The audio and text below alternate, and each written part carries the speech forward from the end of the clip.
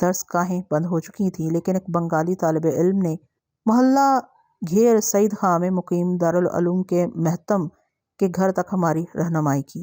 مغرب کی نماز کا وقت گزر جانے کے بعد ہم نے ان کا دروازہ کھٹکھٹایا۔ وہ نہایت متین اور حلیق بزرگ تھے۔ بیٹھک میں بٹھایا، شربت منگوایا۔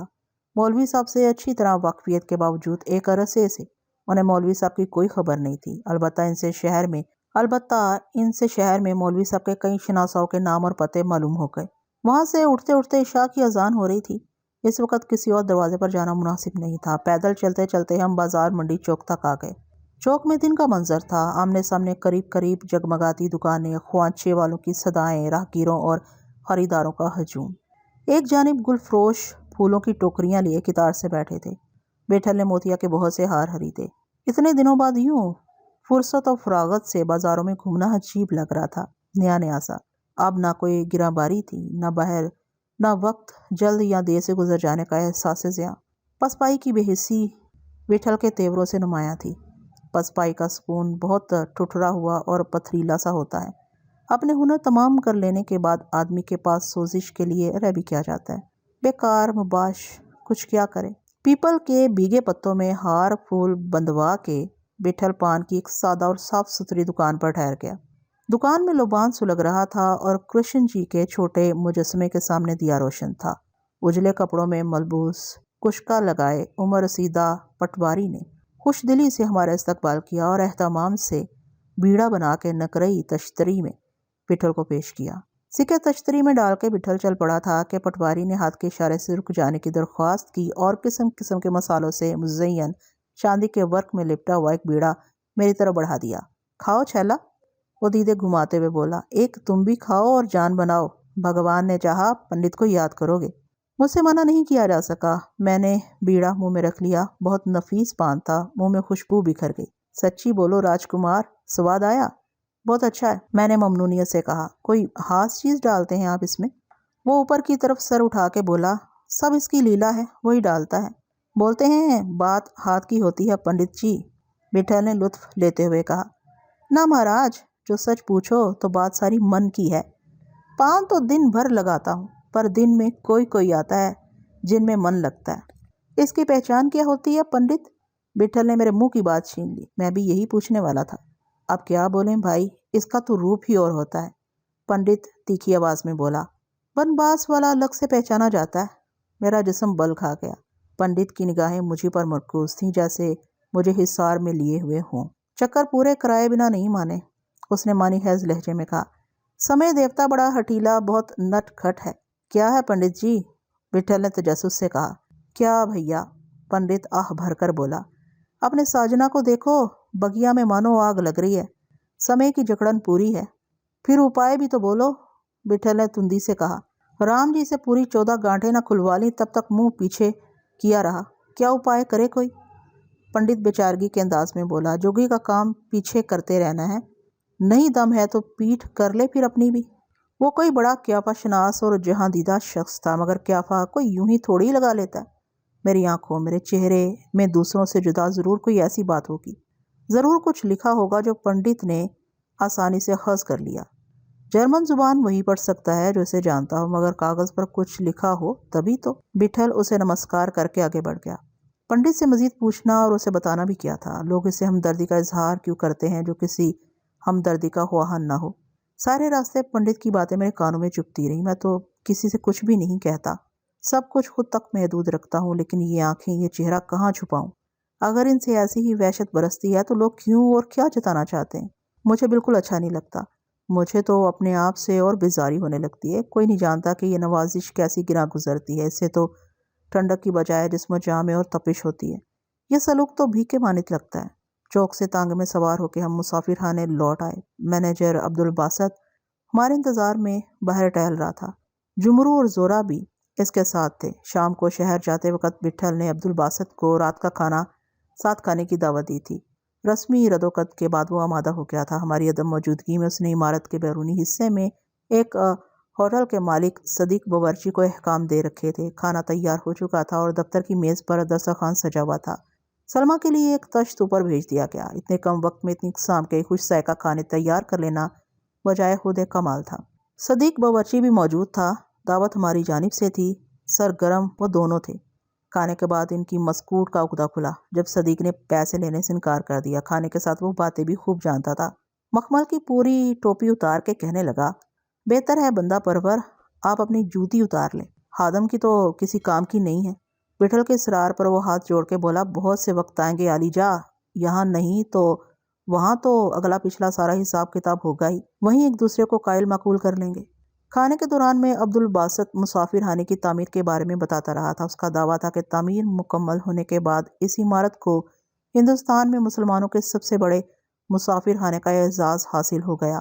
فروشی اور پہلی منزل کے چاروں طرف ہر کمرے پر پیتل کی تختیاں آویزاں تھیں۔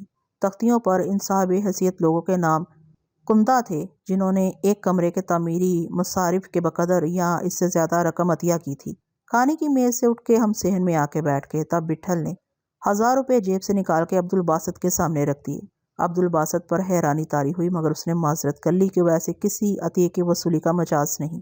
مسافر خانہ شہر کی ایک خاص برادری نے بنایا ہے اور متولی سے بات کر کے ہی وہ اس رقم کی قبولیت کے بارے میں کچھ کہہ سکتا ہے۔ بٹھل نے وضاحت کر دی تھی کہ اس کا مقصد کسی کمرے پر اپنے نام کی تختی آویزہ کرانا نہیں ہے۔ حالت سفر کی وجہ سے وہ فی الحال زیادہ رقم نہیں دے سکتا۔ متولی آمادہ ہو جائے تو گھر پہنچ کے مزید رقم بھی بھجوائی جا سکتی ہے۔ عبدالباسط مجلسی قسم کا ایک خوش باش اور پرعزم نوجوان تھا۔ مسافر خانے میں روز ہی بے شمار مسافر آتے جاتے تھے مگر کچھ لوگ کسی جواز کے بغیر مرغوب ہو جاتے ہیں۔ ایک پہر میں عبدالباسط ایسا گھل مل گیا تھا جیسے برسوں کی شناسائی ہو۔ بٹھل کی مراد مسافر خانے کی تعمیر میں اعانت کے سوا کچھ نہ تھی مگر یہ سخاوت جاؤ خشمت کا مظہر تھی۔ دولت سب سے بڑا وصف ہے، جس کے پاس نہ ہو اس پر اس کا جادو اور کاری ہوتا ہے۔ بٹھل کے عطیے سے مسافر خانے کے کم از کم 2 کمرے اور تعمیر ہو سکتے تھے۔ یقیناً عبدالباسط پر بٹھل کی اس دریا دلی داد و حش کا اثر بھی گہرا ہونا چاہیے تھا۔ رات گئے گھر کے لیے رخصت ہوتے وقت اس نے از خود بٹھل سے وعدہ کیا کہ وہ مولوی صاحب کی ٹو میں رہے گا اور ان کے بارے میں ہونے والی معلومات سے ہمیں مطلع کرتا رہے گا۔ اگر واقعی مولوی صاحب کا تعلق مراد آباد سے ہے تو وہ انہیں کہیں سے بھی ڈھونڈ نکالے گا۔ ہم میں سے کسی نے اس کی عزم شکنی نہیں کی کہ اس نے دنیا ہی کتنی دیکھی ہے۔ دنیا حد نظر سے بڑی اور دست رسائی سے کہیں سوا ہے۔ اس میں بہت سمندر، بہت دریا، بہت پہاڑ، بہت پتھر اور دیواریں ہیں۔ عبدالباسط نے سلمیٰ کے کمرے سے ملحق ایک اور کمرے کا بندوبست کر دیا تھا۔ سلمیٰ نے پرسکون رات گزاری ہوگی۔ صبح جب ہم اس کے کمرے میں گئے تو بڑی شگفتہ اور تر و تازہ نظر آ رہی تھی۔ وہیں سب نے ناشتہ کیا۔ 9 بجے کے قریب بٹھل اور میں شہر کی طرف نکل پڑے۔ امدادیہ مدرسہ فلادرین میں مولوی صاحب نے کچھ عرصے قرآن پاک کی تعلیم دی تھی۔ جامعہ نعیمیہ میں ان کے پرانے ساتھی حافظ شفیع الدین کا نام بھی ہمیں کسی نے بتایا تھا۔ مولوی صاحب کے محلے، ان کے پڑوسی، دور دراز کے رشتہ دار، شاگردوں کے علاوہ جس کمپنی کے برتنوں کے نمونے لے کر مولوی صاحب نے شہروں کمیشن ایجنسی شروع کی تھی، جس سمت کی لوگ نشاندہی کرتے رہے ہم وہاں جاتے رہے۔ دوپہر کا کھانا ہم نے امروہہ گیٹ کے سلام ہوٹل میں کھایا۔ مراد آباد شہر اتنا بڑا نہیں ہے، تاہم رات 8 بجے تک کوچہ گردی کے بعد بھی بہت سی جگہیں اور لوگ رہ گئے۔ دوسرے دن پھر تیسرے دن دوپہر کو کہیں یہ تسلی ہوئی کہ شہر میں مولوی صاحب کے مزید شناساؤں سے مل کے کوئی نئی بات معلوم ہونے کا امکان نہیں ہے۔ بعض جگہوں سے ہمارا کئی بار گزر ہوا۔ کئی آدمی پہچاننے اور رک رک کر سلام دعا کرنے، حال احوال پوچھنے لگے تھے۔ مولوی صاحب کے بارے میں زبان کھولنے سے پہلے لوگ عموماً اپنا تجسس دور کرتے تھے۔ وہ ہم سے طرح طرح کے سوالات کرتے کہ ہم کون ہیں، کہاں سے آئے ہیں وغیرہ۔ مولوی صاحب کی کوئی امانت لوٹانے کا ایک ہی مؤثر اور معقول عذر بٹھل کے پاس تھا۔ امانت ہی کی بات تھی، ہمیں لوٹانی تھی یا مولوی صاحب کو؟ مراد آباد شہر ترک کیے ہوئے مولوی صاحب کو 10 برس سے اوپر ہو چکے تھے۔ ابھی تک شہر میں انہیں بہت سے لوگ جانتے تھے۔ ان کی راست بازی، معاملہ فہمی اور خوش اعتباری تقریباً سبھی پر نقش تھی۔ کسی کی پیشانی ان کے ذکر سے شکن آلودہ نہیں ہوئی۔ شاید کسی کے سینے میں ان کے لیے کوئی عناد نہیں تھا۔ مولوی صاحب کے محلے کے بعض لوگوں کو ان کی حد درجے کنارہ کشی اور گوشہ گیری سے شکوہ تھا۔ معلوم ہوتا تھا کہ مولوی صاحب ہر کس و ناقص کے قریب نہیں آتے تھے۔ منڈی چوک میں مسلم پبلک لائبریری کا لائبریرین کہتا تھا کہ انہیں تاریخ کے ساتھ قصے کہانیوں کی کتابیں پسند تھیں۔ اخبار و رسائل سے بھی دلچسپی تھی۔ مولوی صاحب پر لائبریری کی 3 کتابیں ابھی تک قرض تھیں۔ جامعہ نعیمہ میں ان کے دوست حافظ شفیع الدین نے مولوی صاحب کی بزلہ سنجی کے بہت سے واقعات سنائے۔ بھٹی محلے کے حکیم سراج الحق کا کہنا تھا کہ مولوی صاحب کو شاعری کا بھی اچھا ذوق تھا۔ اساتذہ کا منتخب کلام حفظ تھا۔ میر کو وہ عشق کی حد تک پسند کرتے تھے۔ فارسی اور عربی میں غیر معمولی ادراک تھا۔ انگریزی میں بھی کچھ شدھ بدھ ہو گئی تھی۔ موضوع تباہ تھے اور کچھ کہنا بھی شروع کر دیا تھا۔ ممکن ہے چپکے چپکے کہتے رہے ہوں، لیکن شاعری عشق اور مشق کی مانند ہے، زر کی طرح بھی ان کا چھپانا مشکل ہے۔ مولوی صاحب کی طبیعت کو قرار نہیں تھا، اس لیے وہ جامعہ قاسمیہ کی اعلیٰ ترین اسناد حاصل نہ کر سکے۔ محلہ تمباکو والان کے شیخ محمد یونس تاجر سے ان کے مراسم خصوصی تھے۔ مولوی صاحب کے ذکر پر شیخ یونس کی آواز چرمرا کے کہنے لگے، اکثر ہمارے درمیان مذہبی مباحثت میں تیزی آ جاتی تھی۔ مولوی صاحب حد سے زیادہ تجاوز کر جاتے تھے، یہاں تک کہ ان کے یقین میں آلودگی کا گمان ہوتا تھا۔ باوجود 81 صلوات کے پابند تھے۔ دیگر مسلک کے علماء میں نشست و برخاست تھی۔ جامعہ نعیمہ بھی جاتے تھے۔ شاہ بولانی کے مزار پر سماع کی محفلوں میں دعوت ملتی تو ضرور جاتے تھے۔ نظر و نیاز خود نہیں کرتے تھے، لیکن معترض بھی نہیں تھے اور شرکت میں بھی اجتناب نہ تھا۔ کہتے تھے سب کا مقصد ایک ہے، خدا سے قرب، رسول صلی اللہ علیہ وآلہ وسلم سے محبت۔ اظہار کے طریقے مختلف ہیں۔ ہر شخص اپنے مسلک اور فرقے سے نسبت درست سمجھتا ہے، اور درست کون ہے اس کا فیصلہ کون کرے؟ ہر شخص کی نسبت اس کے والدین، خاندان اور برادری والے طے کرتے ہیں۔ وہ دوسرے مسلک کے خلاف اسے مسلسل بدگمان کرتے رہتے ہیں۔ مطالعے، مشاہدے اور تحقیق و تفتیش کا موقع ہر کسی کو نہیں ملتا۔ سب اپنی مخصوص تربیت، خاندانی عقائد اور عادتوں سے مشروط ہیں۔ کوئی بھی اپنے مسلک سے جدا ہونا نہیں چاہتا۔ برادری اور گھر میں معطوب ہونے کا خوف اس پر غالب رہتا ہے۔ شیخ صاحب کا مولوی صاحب سے اختلاف معمول بن گیا تھا۔ شیخ صاحب کو اختلاف تھا کہ مولوی صاحب ہر سال 7ویں محرم کو اپنے ایک بزرگ سید علی شیدا کے ہاں عاشورہ کی مجالس میں شرکت کرنے امروہے کیوں جاتے ہیں۔ شیخ کے توسط سے محلہ ٹھٹھیرا کے ایک پرہیزگار خاندان میں مولوی صاحب کی شادی کی بات پکی ہو گئی تھی۔ مولوی صاحب کو لڑکی دیکھنے پر اصرار تھا۔ مراد آباد کے سکا ماحول میں یہ خواہش نہایت معیوب تھی، اس کی تکمیل اتنی ہی ناممکن۔ شیخ نے ہر طرح لڑکی کی خوش چہرگی، خوش قامتی، تندرستی، تعلیم، سلیقے اور سیرت سے مطمئن کرنے کی کوشش کی، لیکن مولوی صاحب اپنی ضد پر قائم رہے۔ آخر شیخ اپنے عزیز و محترم کا گھر بسانے کے لیے ایک غیر شرعی، غیر روایتی اقدام کیا۔ لڑکی کے گھر والوں کو اپنے ہاں مدعو کر کے کسی طور لڑکی کی جھلک دکھا دی۔ شادی سے چند دن پہلے لڑکی کو یرکان ہو گیا اور مرض جان لیوا ثابت ہوا۔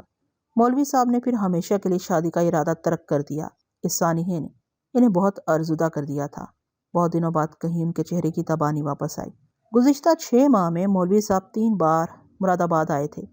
شیخ صاحب کے بڑے بھائی حاجی شیخ محمد یوسف کے پاس مولوی صاحب کی والدہ مرحومہ کے زیورات کی امانت ایک زمانے سے محفوظ تھی۔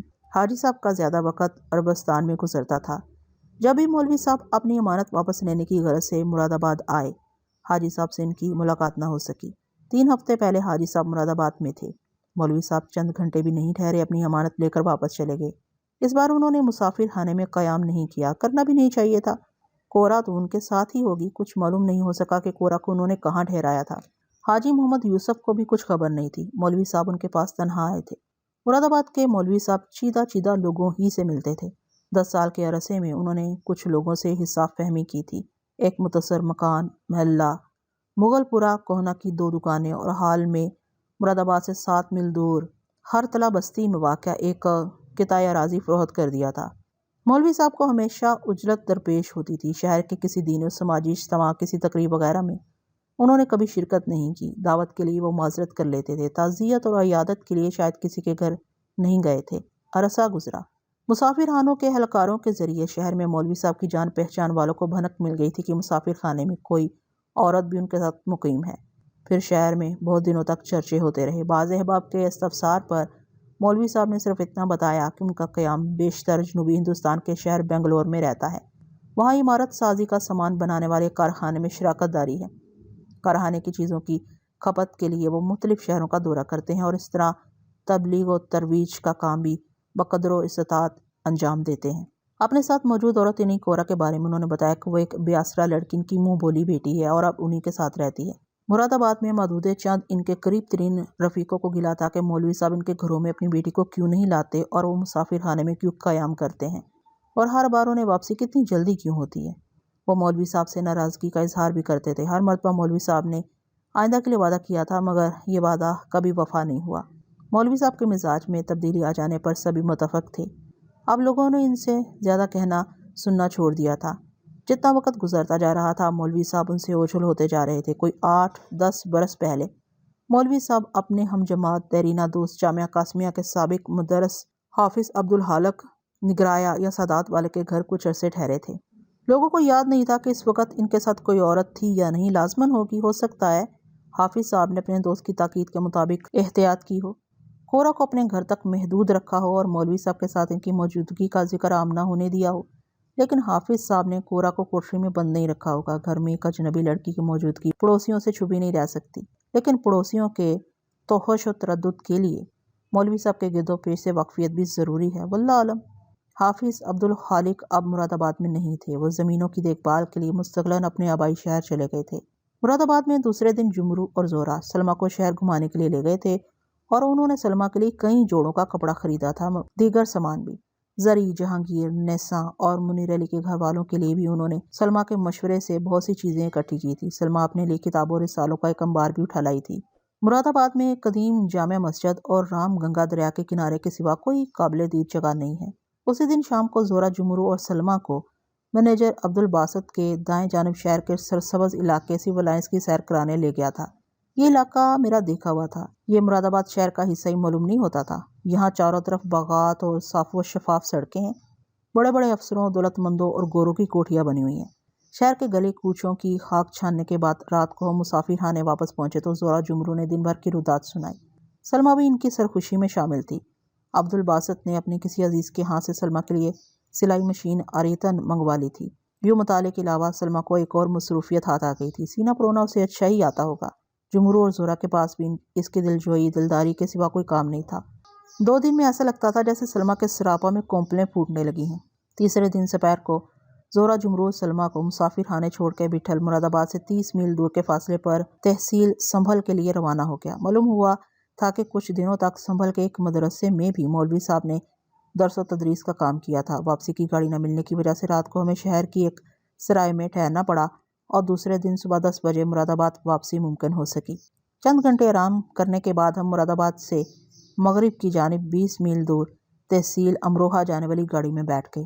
مولوی صاحب کے مربی سعید علی شیدا کا انتقال ہو چکا تھا، لیکن ان کے بھائی اور بیٹوں نے مولوی صاحب کا ذکر نہایت عزم و احترام سے کیا۔ وہ مولوی صاحب کو گھر ہی کا کوئی فرض سمجھتے تھے۔ رات کا کھانا کھلائے بغیر ان لوگوں نے ہمیں نہیں آنے دیا۔ سعید علی شیدا کے خاندان والوں کے بقول محرم کی 7ویں کو وہ مولوی صاحب کا شدت سے انتظار کرتے ہیں، لیکن مدت گزر گئی، مولوی صاحب نے امروہے کا رخ نہیں کیا اور ان کی خیریت کا اطلاع بھی نہیں ملی۔ صبح ناشتے پر سلمیٰ، زہرہ اور جمرو اور مینیجر عبدالباسط کے پاس کچھ وقت گزار کے ہم پھر گاڑی میں بیٹھ گئے۔ اس دفعہ بٹھل نے مختصر سامان بھی ساتھ لیا تھا۔ نگینہ، دیوبند، سہارنپور سے ہوتے ہوئے ہم میرٹھ، بلند شہر، خورجہ اور ہاپوڑ کی طرف آ گئے۔ پھر مراد آباد میں ایک رات قیام کر کے چندوسی اور علی گڑھ کے لیے روانہ ہو گئے۔ مراد آباد کے اطراف کے ان شہروں میں پورا عشرہ گزر گیا۔ جامعہ قاسمیہ سے معلوم ہوا تھا کہ ابتدا میں مولوی صاحب مراد آباد سے قریب کی ان جگہوں پر کثرت سے دورے کرتے تھے۔ بعد میں جامعہ قاسمیہ کی جانب سے مختلف شہروں میں مدارس کا معیار اور تنظیمی اور تربیت کا کام بھی کچھ عرصے کے لیے انہیں سونپ دیا گیا تھا۔ مولوی صاحب کو قریباً سبھی پہچانتے تھے۔ بعض لوگ ان سے ربط خاص کے مدعی تھے، لیکن مراد آباد سے رخصت ہونے کے بعد مولوی صاحب نے آس پاس کی کسی جگہ کو قصد نہیں کیا تھا۔ کورا کی وجہ سے مولوی صاحب کو جان پہچان کے علاقوں سے احتیاط ہی کرنی چاہیے تھی۔ شناسا بھی کبھی زندگی بہت عذاب کر دیتے ہیں۔ کسی نے کہا تھا میرے جاننے والے میرا زندہ ہیں۔ مراد آباد بھی مولوی صاحب مجبوراً ہی آتے ہوں گے جب ہاتھ بہت تنگ ہوتا ہوگا۔ مراد آباد سے کچھ یافت کی امید ہو سکتی تھی۔ لگتا تھا وہ اپنی چیزیں بیچتے رہے ہیں۔ اب تک شاید انہوں نے کسی سے قرض نہیں لیا تھا، لیکن کب تک خزانے خالی ہو جاتے ہیں، اس وقت ان کے پاس پیسوں کی کمی نہیں ہونی چاہیے۔ نواب ثروت یار نے زر نقد کے علاوہ کورا کو جواہر کے تحفوں سے کیا نہیں نوازا ہوگا؟ ہمیں یہاں 13 دن ہو گئے تھے۔ سلمیٰ بھی ایک کمرے میں خود کو محبوس تصور کرنے لگی ہوگی۔ مسافر خانے میں ہر طرح کا آرام تھا۔ ملازم جمرو اور زہرہ کی ہیری گری کے لیے ذرا سی آہٹ پر مستعد رہتے تھے۔ درمیان میں ایک دن عبدالباسط بھی سلمیٰ کو صبح سے شام تک اپنے گھر لے گیا تھا۔ روز مغرب کے بعد وہ تانگے میں سوار ہو کے سول لائنز کی طرف نکل جاتے۔ مراد آباد سے مشرق کی جانب 20 میل دور ریاست رامپور میں سالانہ نمائش لگی ہوئی تھی۔ ایک بار مجھے بھی وہاں جانے کا اتفاق ہوا تھا۔ ہندوستان بھر سے لوگ آتے تھے۔ زور اور جمرو دوسری مرتبہ سلمیٰ کو نمائش دکھانے لے گئے تھے۔ وہاں انہوں نے سرکس، مداریوں کے کرتب، موت کی چھلانگ اور نوٹنکی کے کھیل تماشے دیکھے تھے اور جانے کیا کیا سامان خریدا تھا۔ عبدالباسط بھی ان کی رہنمائی کے لیے ساتھ تھا۔ بٹھل کی سیری نہیں ہوئی تھی، ضروری نہیں تھا کہ وہ میرا مشورہ قبول کرے، اور میرے لیے بھی لازم نہیں تھا کہ میں اپنی زبان بند رکھوں۔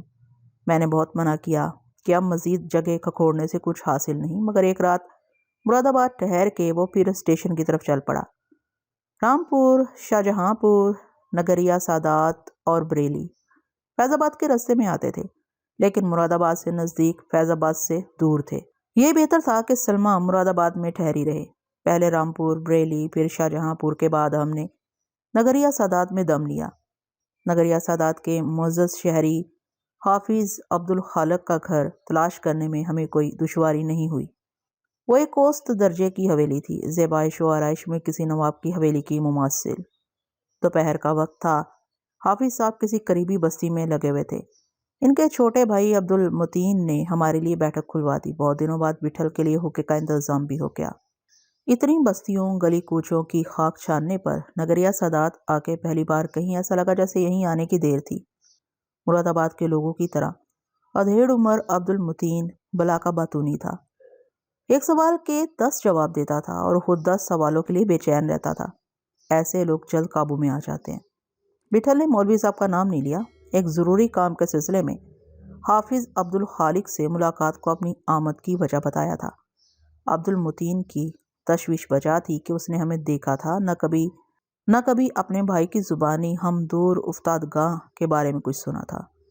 لیکن ایک مہذب شخص کا جو وتیرہ ہوتا ہے، دور سے آنے والے بڑے بھائی کے ملاقاتیوں سے چھوٹے بھائی کی باز پرس آداب کے خلاف تھی۔ روہیل کھنڈی عموماً تکلیف اور تسنا نہیں کرتے، بہت متواضع، جرأت مند اور صاف کو ہوتے ہیں، لیکن عبدالمتین روہیل کھنڈیوں سے کچھ مختلف ثابت ہوا۔ لہجے میں نزاکت اور طرح داری لکھنؤ جیسی تھی۔ ممبئی شہر کے متعلق پوچھنے لگا کہ سنا ہے ولایت کے شہروں کا مقابلہ کرتا ہے۔ اپنا اضطراب دور کرنے کے لیے اس نے شائستگی سے ہمارے مشاغل، ہماری حیثیت اور دیگر کوائف جاننے کی کوشش کی۔ بٹھل کو ان سوالات سے واسطہ پڑتا رہتا تھا، سو جواب ازبر تھے۔